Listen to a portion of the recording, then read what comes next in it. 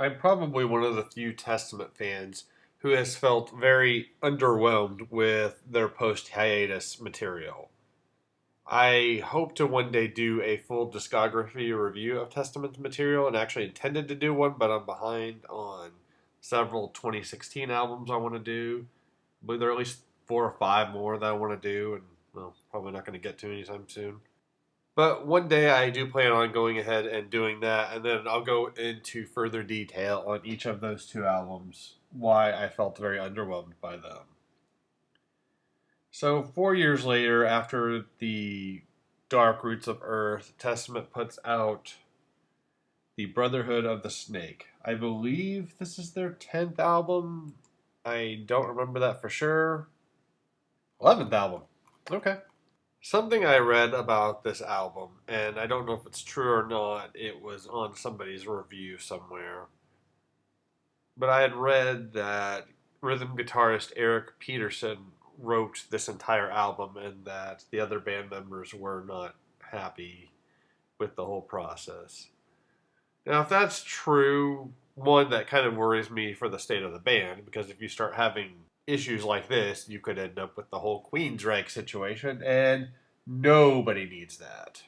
And while I have been disappointed with their post hiatus material, it's not like I want the band to split up or anything. I want them to release good albums. And each of their past couple releases have had good songs on there, so I'm not wanting them to split up or anything. So hopefully they can resolve whatever issues are going on there. But something that I don't really understand is if this guy wrote all this material, it is a band. So I don't understand why they didn't just say, all right, look, we can go with this and this, but you're not writing the whole album. We're writing stuff too. So it kind of depends on the situation, and I don't really know what happened, even if that is true. I mean, I don't know if anybody else was offering up any ideas. I mean, if nobody was getting to work on the damn thing, nobody was doing anything on it, and Eric just took it upon himself to be like, well, fuck it. If you guys aren't going to write, then I will. Then I can understand that mentality as well. So hopefully for the next album, hopefully they'll get things straightened away, or, well, hopefully they will, so that there is a next album. But that was disappointing to hear. I much prefer when a band has everybody writing material and not just one member. Now, the first thing I actually noticed was that the production is pretty solid again. I liked the production on Dark Roots of Earth. I thought it had a very nice sound to it, and I think this one follows suit. It has a very good sound to it. Style-wise, it reminds me a little bit of their late 90s material, The Gathering, and I forget, Demonic, I believe is the other one's name. In that it's more of just a straight-ahead metal album. Vocally, there aren't too many growls, so it's not like Demonic in that sense, but just that it's more straightforward. There's no ballads on here. There aren't as many guitar solos, which is unfortunate. It's just more of a straight riff fest and vocals, verse, chorus type songs on here. Now, the performances, there are a lot of good, solid guitar riffs on here, which should be the case if Eric wrote all this material. Chuck does a great job on vocals, whatever I may think of him because of the writing of the Native Blood fiasco. He is a very good vocalist. The drumming, I think, is very solid, and I can actually hear the bass on this album, so that's something. Alex's presence just feels lacking on this album. I don't necessarily blame him. The style of this album doesn't seem to be one that leans towards a lot of guitar solos, and that's very unfortunate because I do like his guitar playing. He has a nice solo in track 3, but otherwise I didn't really notice a whole lot in terms of soloing. The album opens with the title track, Brotherhood of the Snake, and this song kind of mixes a little bit of slow to mid-tempo verses with a faster chorus.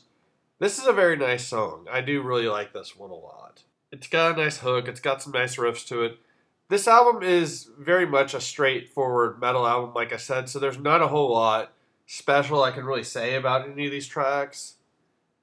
And especially after we get out of the first few tracks, I'm not really going to have a whole lot to talk about specifically, but it is a very nice song and a decent way to start the album off. The Pale King is next, and this one is faster. It's got an interesting guitar riff and kind of an interesting pacing in the verses. I'm not a big fan of the lyrics to this song, at least the opening part, talking about hearing howling dogs or wolves or something like that. Seems kind of silly to me, but the song itself is generally pretty good, and we get a little bit of Chuck Billy's clean vocals during the chorus, which is kind of nice. Generally a pretty solid song, though. Stronghold is next, and this one is pure thrash goodness. Just straight ahead, fast paced thrashiness. This one is very solid. The chorus isn't particularly standoutish, but it's good enough and flows really well with the song. And this one ends up being my favorite song on the album so far. Seven Seals is next, and it's got some faster parts to it, but for the most part, it's a kind of mid tempo to slower paced, heavier song.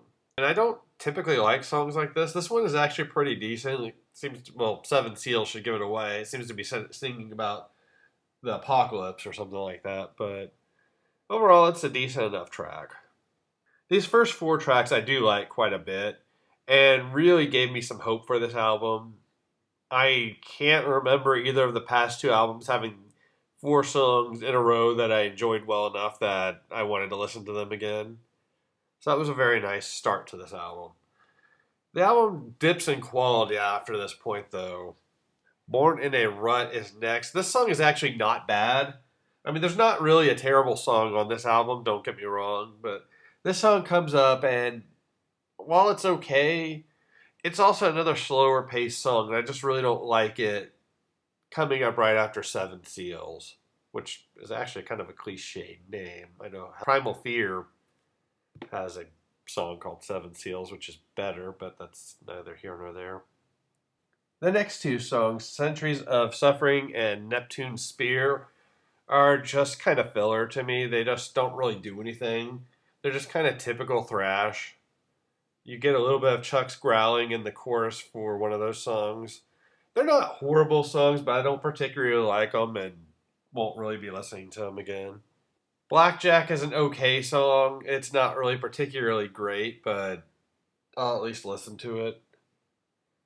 I forget the name of track 9, but it seems to be a song about pot, and I already kind of gave my thoughts on that on a Disturbed song called Fire It Up on my review of that album. I don't know. The melodies and music aren't too bad. This kind of flashes back a little bit to some of my thoughts on Dark Roots of Earth, which had 3 songs that musically and vocally I really liked. Were actually better than this song, but I think the music and vocals weren't bad on this song either. But just the lyrics killed it. I don't care about Pod. I'll listen to Black Sabbath's Sweet Leaf, but that's a classic song. I don't really need too many other songs about Pod. Just, it's not a subject matter that interests me as far as listening to a song about, and I don't know, it just kind of seems a bit immature and stupid to me. The Number Game ends the album, and at the very least, this would be my 5th favorite song on the album. I actually like it a little better than that. It's actually probably my 3rd favorite song on the album. Come to think of it, yeah, between Stronghold being my favorite and the title track being my 2nd favorite. Yeah, this is probably my 3rd favorite song on the album. And then Pale King being 4th, Seven Seals 5th. I'm not going to rank the whole album like that, or rank all the tracks, but you can get the idea. I do quite enjoy this song. It's a fast-paced thrasher, pretty typical song. I think there's some guitar soloing in this one, actually. Stronghold was the song I mentioned before. Actually does have a very nice guitar solo. I forgot to talk about that when talking about that track, but I did quite enjoy that solo as well. So, at the end of the day, I found 7 songs that I will listen to again, 3 that I won't. So, a 7 out of 10 seems like a proper ranking for this album. None of the songs that I don't particularly care for are terrible. It's a pretty consistent album. While it's not one that I feel like is up to the standards of their pre-hiatus material, except it's better than Demonic, but I still think Demonic is their worst album. It is still a pretty solid album, and I think the standout tracks on Dark Roots might be a little better. I definitely like the standout tracks on Formation a lot more than the standout tracks on this, although I haven't had a whole lot of time with this album, so that could change. The second tier, third tier, and even weakest songs on this album are significantly better than the weaker songs on the past two albums. It's pretty consistent. It is missing something with only having Eric be the one to write the material on it, assuming that's true. This album does feel like it's kind of lacking something, and I can't quite put my finger on it, but the songs themselves seem much more consistent than previous albums, which I've now repeated myself on that. So 7 out of 10, that's what I'm going with. All things considered, given this year in music and how bad it's been, this is actually a pretty good album for 2016 standards. Testament fans who haven't heard this yet, you should go ahead and listen to it. It is a pretty solid album. If you liked The Gathering, then you'll probably like it. If you like Demonic, or musically like Demonic, regardless of how you felt about the vocals, then you'll probably like it. It's got a lot of good guitar riffs. It's got some nice drumming, good vocals, good production, pretty consistent songwriting. Overall, it's just a solid album.